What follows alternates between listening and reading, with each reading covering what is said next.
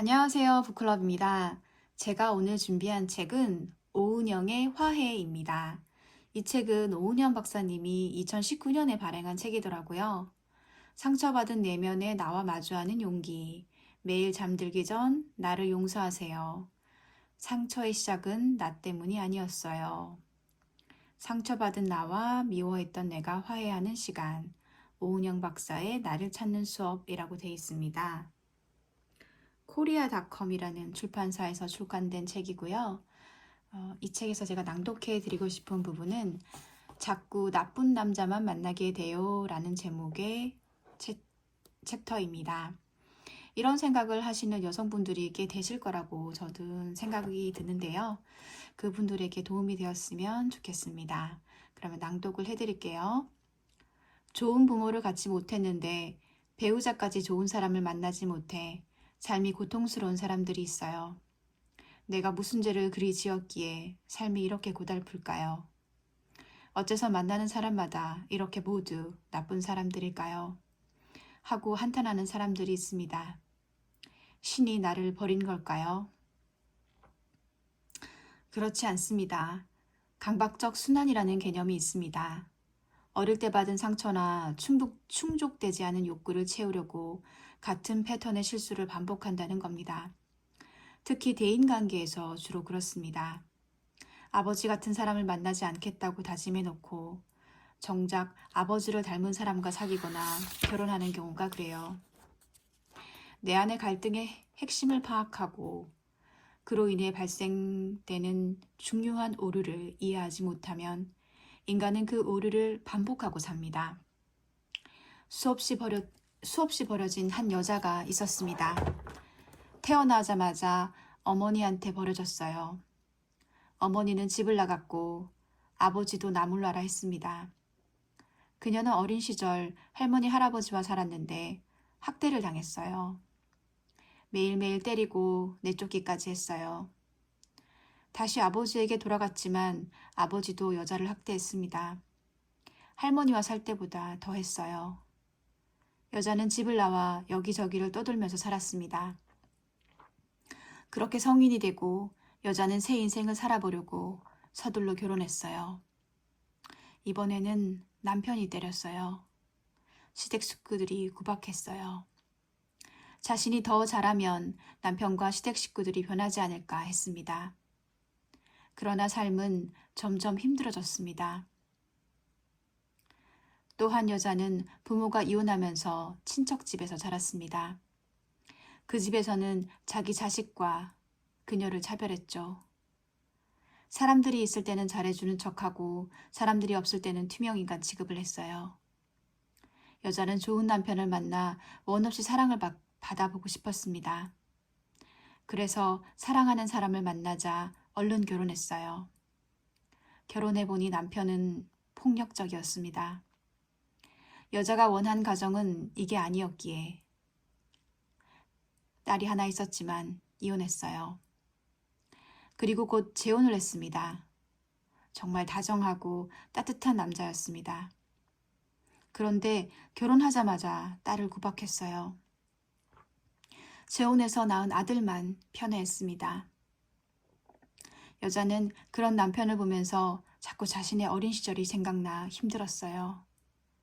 다시 이혼을 생각했습니다. 그러나 용기가 나지 않았어요.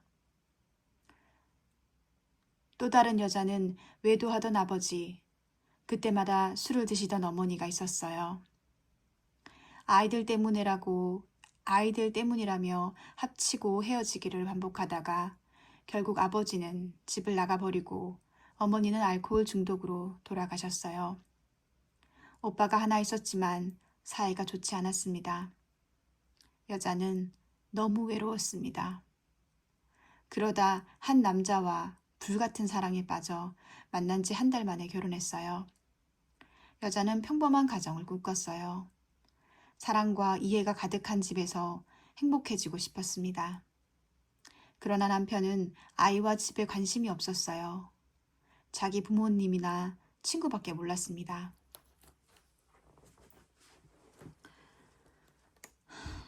무엇보다 결혼은 내가 사랑하는 사람과 해야 합니다. 다른 조건들보다 사랑이 가장 우선이어야 해요. 상대가 잘해주니까, 집에서 나오고 싶어서, 빨리 가정을 꾸리고 싶어서, 혼자 아이를 키울 자신이 없어서 결혼을 해서는 안 돼요. 그렇게 선택하면 배우자와의 관계에서 힘의 균형이 깨지고 그것이 모든 문제의 원인이 되기도 합니다. 결혼 생활을 유지하려면 부부가 서로 조심해야 해요. 배우자가 싫어하는 말과 행동을 하지 않으려고 노력하고 늘 배려해야 합니다. 원래 나쁜 사람은 아니지만 결혼하고 나서 더 이상 조심하지 않는 사람들이 많아요. 결혼을 깰 마음은 아니지만 더 이상 사랑을 지키려고 조심하지 않는 것입니다. 한마디로 상대가 만만해진 거예요.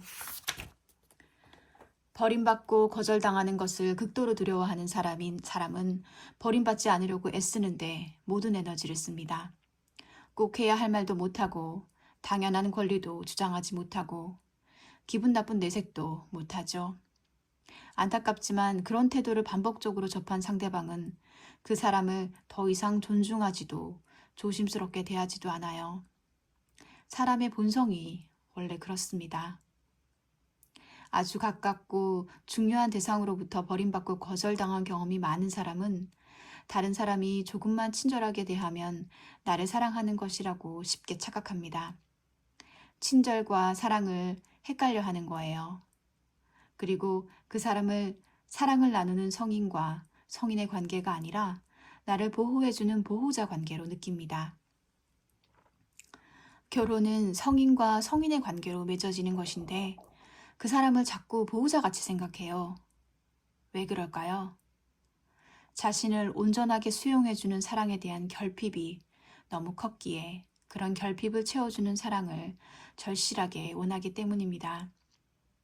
오랜 가뭄 끝에 내리는 빗방울에 생명체는 본능적으로 입을 크게 벌리죠. 비를 미쳐 탐색할 겨를도 없어요. 마치 이와 같습니다. 저 남자가 나를 사랑하는 것 같아. 내 배우자이자 보호자이자 부모가 되어줄 것 같아. 내 결핍을 채워줄 것 같아.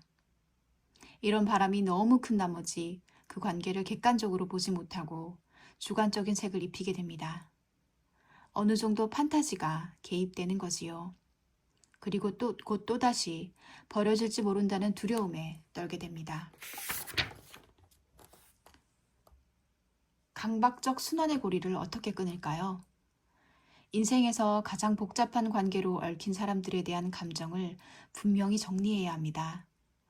부모에게 가졌던 분노, 원망, 미안함, 슬픔, 연민 중 당시 내가 느꼈던 감정은 뭐였는지, 무엇의 상처를 받았는지, 그래서 나는 어떤 사람이고 앞으로 타인을 만날 때 무엇을 조심해야 하는지 잘 살펴봐야 합니다. 그래야 같은 실수를 저지르지 않을 수 있어요. 자신을 잘 알지도 못한 채로 다른 사람에게서 행복을 찾으려고 하면 그 기대는 좌절될 수밖에 없어요. 어떤 사람이 조금만 잘해주어도 그 사람에게 판타지를 갖고는 그 기대가 충족되지 않으면 또다시 절망하는 일이 반복될 겁니다. 폭력적인 남편에 대해서는 말해둘 것이 있습니다. 힘이 약한 배우자를 도구나 완력을 사용해 폭행하는 일이 한 번이라도 발생하면 그냥 넘어가서는 안 됩니다. 한 번이니까, 너무 화가 났으니까 라는 식으로 합리화하지 마세요.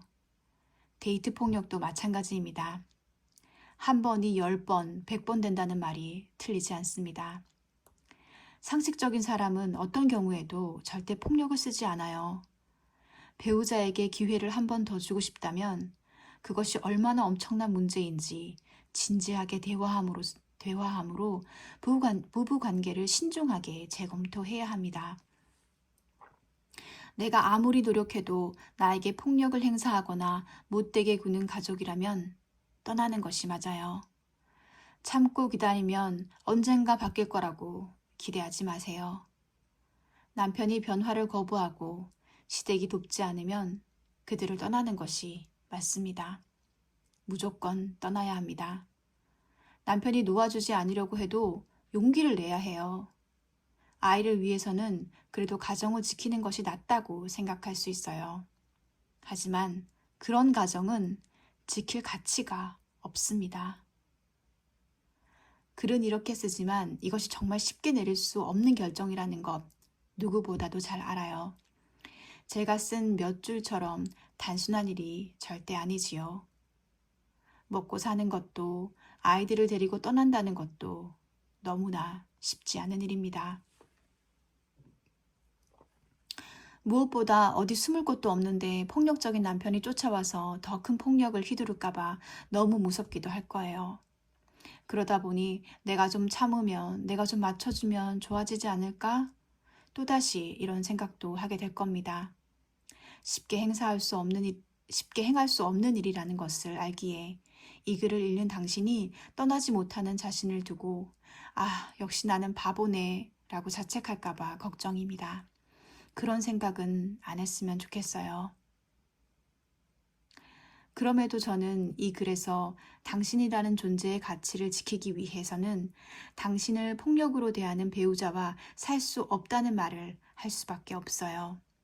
그것은 당신뿐 아니라 아이와도 관련이 있습니다. 엄마가 아빠에게 무력하게 맞고 당하는 걸 본 아이들은 아빠에게는 분노를, 엄마에게는 연민을 느낍니다. 그런데 거기서 끝나지 않아요. 아이는 부부간 힘의 균형에서 밀리는 엄마가 못나고 만만한 존재라고 여기고 얕잡아 보게 돼요. 엄마의 말이 점점 아이에게 통하지 않게 됩니다.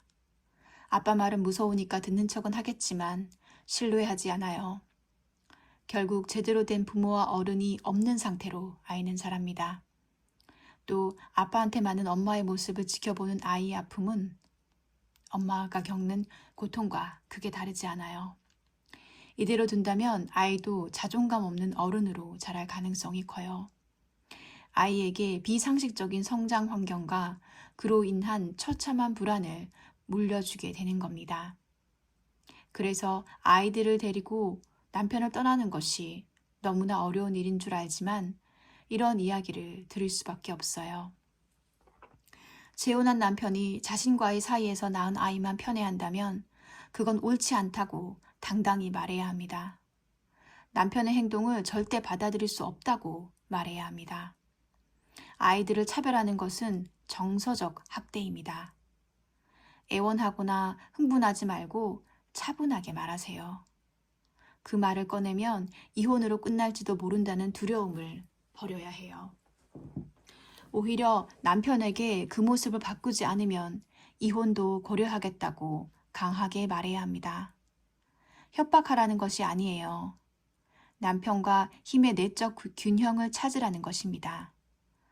버려질지도 모른다는 두려움에 갇혀서 관계를 바로잡지 않으면 실제로 버려지는 사람이 될 가능성이 큽니다. 당신이 강하게 말하면 남편이 물리적 힘을 행사할 수도 있을 겁니다.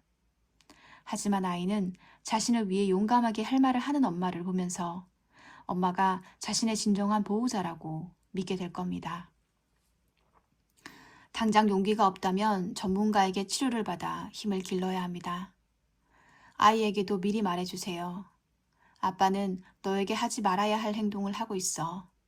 엄마가 잘 알고 있고 그러지 말라고 꼭 말할 거야. 사랑하는 엄마를 믿어줘.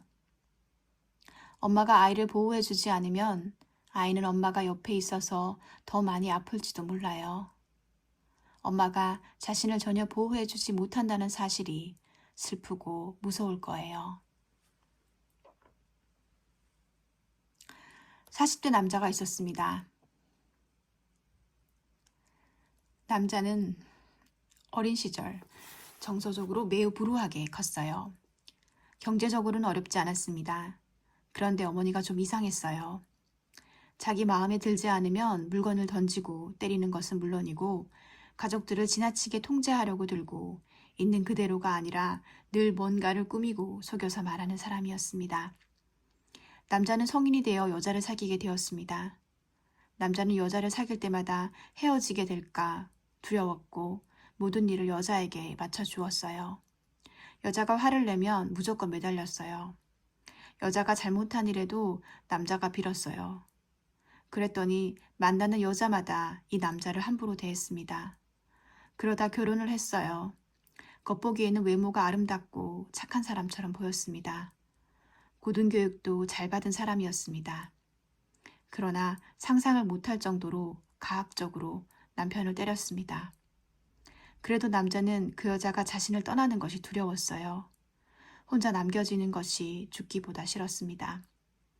남자는 여자가 때리는 대로 그대로 맞았습니다. 그런데 그럴수록 여자는 남자를 더 심하게 대했습니다. 남자는 견딜 수 없어 치료를 받기로 결심했어요. 치료를 받고 나서는 마음이 좀 건강해져서 계속 이렇게 살 수는 없다고 생각하게 되었고 여자에게 이혼하자고 했어요. 남자의 어머니가 이 소식을 들었어요. 여자가 남자를 때린 이유 중에는 시어머니에게 미움을 받아 쌓인 분노로 인한 것도 있었습니다. 그런데 어머니는 태연스럽게 화해해 라고 말했어요. 남자는 어머니, 저는 배우자를 때리는 사람하고는 결혼 생활을 지속할 수 없어요 라고 대답했습니다. 그러자 어머니가 말했습니다. 걔가 괜히 때렸겠니? 네가 맞을 짓을 했으니까 그러지. 남자는 정색하고 다시 어머니에게 말했어요. 어머니도 저한테 맞을 짓 많이 하셨거든요. 그렇다고 제가 어머니를 때렸습니까? 제가 어머니를 때리지 않은 것은 사람이 사람을 때려서는 안 되기 때문입니다. 더군다나 부모를 때려서는 안 되기 때문입니다. 어머니는 한참을 아무 말도 못하셨습니다. 하지만 어머니는 집으로 돌아가면서 이렇게 말씀하셨대요. 내가 다른 사람한테 이혼한 아들이 있다고 창피해서 어떻게 말하냐? 그 남자는 어머니 같은 여자랑 결혼하지 않은 것이 일생일대의 목표였는데 지금 생각해보면 어머니랑 똑같은 여자랑 결혼했다고 긴 한숨을 내쉬었습니다. 사람은 누구에게도 버림받지 않아요. 사람은 소중하고 존귀한 존재라서 누구든 어떤 상황에서든 버려질 수 없어요. 수없이 버림을 받았다고 느끼며 살아온 지난 인생은 절대로 나의 잘못이 아닙니다. 마음이 약해지고 겁이 날 때마다 항상 되뇌어야 합니다. 나는 이렇게 살면 안 되는 존재다. 누구도 감히 나에게 함부로 할 수 없다. 이 세상에 때리고 학대하고 버려도 되는 사람은 없어요. 생긴 모습이나 가진 것, 배운 것이 어떻든 사람은 언제나 존중받아야 합니다. 네, 지금까지 낭독해드린 책은 오은영의 화해입니다. 어떠셨나요? 이 책에는 주로 가족과 함께 생긴 상처들에 대한 주제를 많이 다루고 있어서 좀 읽기가 쉽지는 않은 부분이 있지만 그래도 많은 상처들을 해결하는 데 도움이 되지 않을까 싶어서 이 책을 소개해드렸습니다. 감사합니다. 지금까지 북클럽이었습니다.